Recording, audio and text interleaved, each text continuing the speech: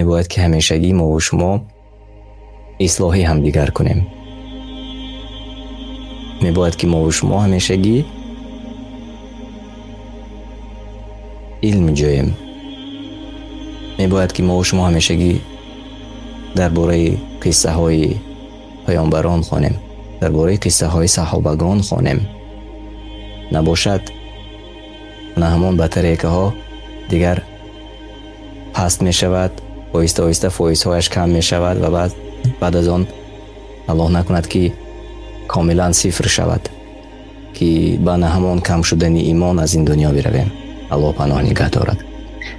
آن وقتی که قصه های قرآنی را می خوانید، ببینید من تا حال وقتی سوره یوسف را ترجمه می کردم، این تقریبا 8 سال پیش بود، برای 8 سال پیش بود.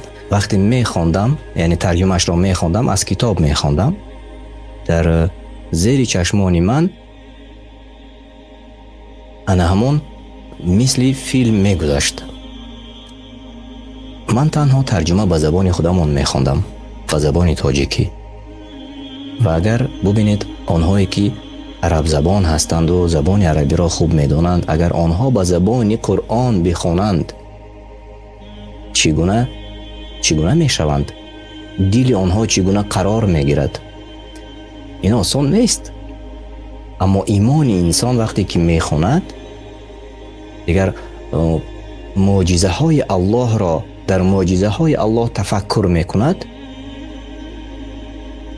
در آن چیزی که الله آفریده است تفکر می کند، در آن درخت، در آن برگی که از درخت می افتد، در آن زیبایی که انسان دارد، در آن چشمانی که ما و شما می بینیم، چگونه می بینیم، در آن گوشی که ما و شما می شنویم. و اگر ما این تفکر کنیم، بعداً می گوییم که الله بزرگ است. و حمد و ثنا الله را، چون که ما در آغاز برنامه گفتیم،